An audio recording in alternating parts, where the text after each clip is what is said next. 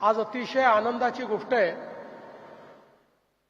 की देशामध्ये सहकाराच्या क्षेत्रात जी नवीन क्रांती माननीय प्रधानमंत्री नरेंद्र मोदीजी आणि देशाचे पहिले सहकारिता मंत्री अमित शहाजी यांनी आणली, त्याचं प्रत्यंतर हे आता आपल्याला महाराष्ट्रामध्ये मुंबईमध्ये देखील पाहायला मिळणार आहे। भारत टॅक्सीच्या माध्यमातून एक अतिशय चांगला आणि नवीन उपक्रम संपूर्ण देशात सुरू झाला। पहिल्यांदा दिल्लीमध्ये, मग गुजरातमध्ये आणि आता महाराष्ट्रामध्ये आजपासनं या उपक्रमाची सुरुवात होते आहे। आपल्या सहकारिता मंत्र्यांनी अमितभाई शहांनी देशाच्या सहकारामध्ये नवनवीन उपक्रम सुरू केले आणि आत्ताच मुरली अण्णांनी सांगितलं, गावातल्या सोसायटीपासनं तर वेगवेगळ्या सहकारी संस्थांना मजबूत करायचं, पारदर्शी करायचं, त्यांच्याकरता व्यवसायाचे नवीन मॉडेल तयार करायचे आणि सहकारातनं रोजगार आणि रोजगारातून समृद्धी अशा पद्धतीचं एक नवीन मॉडेल आपल्या देशामध्ये सुरू झालं।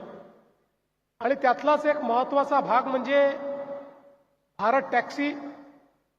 सहकाराच्या क्षेत्रामध्ये वाहतुकीकरता सहकारी संस्था तयार करून आज ज्यावेळी आपण पाहतो की जगामध्ये परिवहनाच्या क्षेत्रामध्ये ॲग्रिगेटर्स ही संकल्पना दृढ झाली। ओला असेल, उबेर असेल, वेगवेगळ्या प्रकारच्या ॲग्रिगेटर्सनी आणि ॲग्रिगेटर प्लॅटफॉर्म्सनी एक प्रकारे सामान्य माणसाला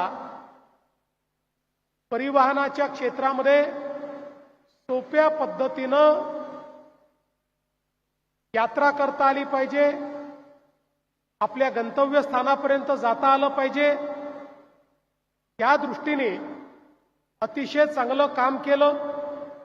आणि आज आपण पाहतोय की लोक देखील एका ॲपच्या माध्यमातून पाहिजे त्यावेळी आपली गाडी बुक करतात, पाहिजे त्या ठिकाणी पोहोचतात।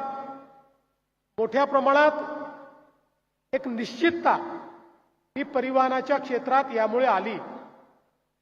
एक काळ आपण असाही बघितला की ज्यावेळी अनेक वेळा परिवहन करणारे जे वेगवेगळे घटक होते त्यांच्याशी रेल्वे स्टेशन असेल, बस स्टँड असेल, एअरपोर्ट असेल, भांडणं व्हायची, पोलिसांना त्या ठिकाणी इंटरव्हेन्शन करावं लागायचं।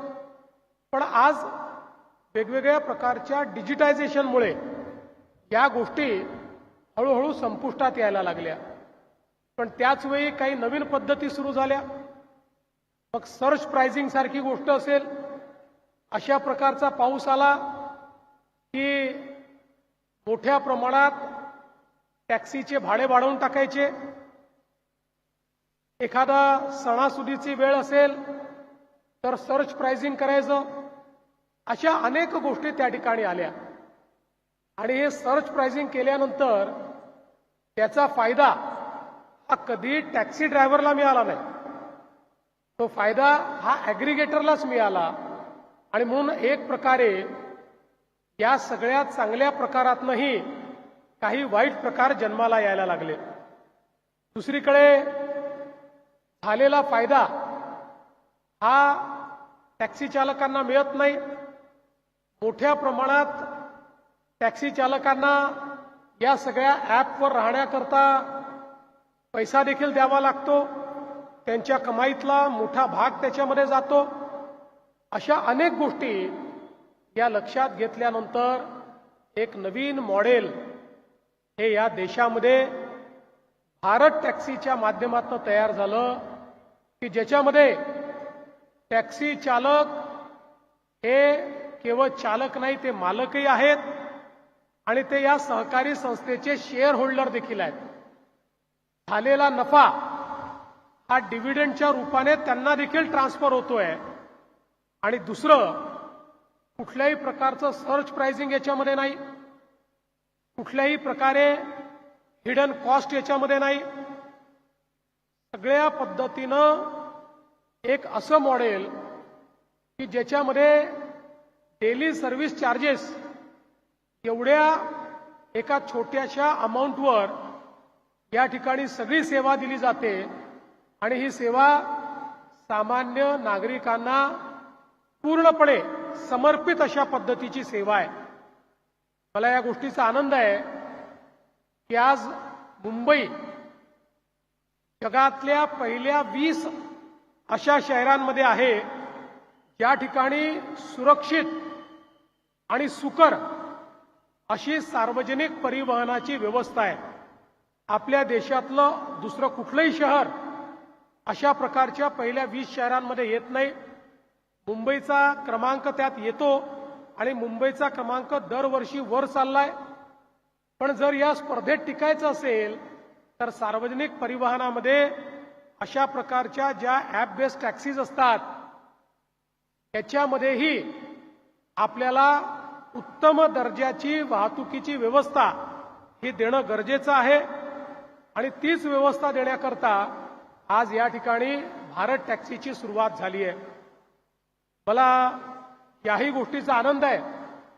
आज वेगवेगळे जे करार केले त्यातला एक करार मला लक्षणीय वाटतो आणि तो करार म्हणजे स्वर्गीय दिबा पाटील सहकारी वाहतूक संघासोबत झालेला करार. हा करार या एअरपोर्टच्या परिसरात राहणारे जे भूमिपुत्र आहेत अशा 3 ते 4 हजार भूमिपुत्रांना बँकेच्या माध्यमातून कर्ज देऊन टॅक्सी द्यायची आणि त्यांना या प्लॅटफॉर्मवर आणून भारत टॅक्सीच्या माध्यमातून इथल्या भूमिपुत्रांना ज्यांच्याकरता स्वर्गीय दिबा पाटलांनी लढा दिला त्यांना रोजगार देण्याचा आज करार या ठिकाणी करण्यात आलेला आहे. आणि म्हणून मी याबद्दल अतिशय मनापासून आनंद व्यक्त करतो आणि मला विश्वास आहे आपल्याला सुरक्षित अशा प्रकारची वाहतूक व्यवस्था द्यायची आहे. भारत टॅक्सीच्या माध्यमातून सुरक्षिततेचे वेगवेगळे जे मानक आहेत ते देखील या ठिकाणी करण्यात आलेले आहेत. पुढच्या काळात अधिक सुरक्षित अशा प्रकारचा प्रवास, कुठल्याही प्रकारे ग्राहकांना त्रास होणार नाही असा प्रवास, कोणी मुजोरी करणार नाही असा प्रवास, महिलांना सुरक्षित वाटेल असा प्रवास या भारत टॅक्सीच्या माध्यमातून या ठिकाणी होईल. आणि मुंबईमध्ये येणारा कुठलाही व्यक्ती निर्धास्तपणे उतरल्यानंतर भारत टॅक्सी बुक केलेली आहे, मला चिंता करण्याची आवश्यकता नाही, अशा मानसिकतेत या ठिकाणी येईल विश्वास मला वाटतो. आणि म्हणून मी माननीय प्रधानमंत्री मोदीजींचे, माननीय सहकारिता मंत्री अमितभाई शहांचे, सहकारिता राज्यमंत्री मुरली अण्णा मोहोळ यांचे मनापासून आभार मानतो.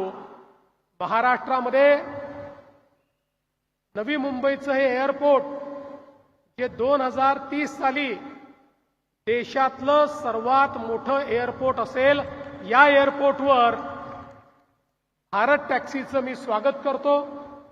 आज ज्या आपल्या भारत टॅक्सीच्या चालक मालक मित्रांचं या ठिकाणी आपण अभिनंदन केलेलं आहे, ज्यांना आपण शेअर सर्टिफिकेट दिलेलं आहे, ज्यांना आपण किट दिलेली आहे, त्या सगळ्यांना अतिशय मनपूर्वक शुभेच्छा देतो.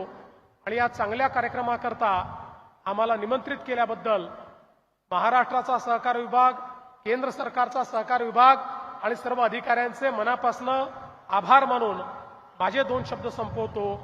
जय हिंद, जय महाराष्ट्र.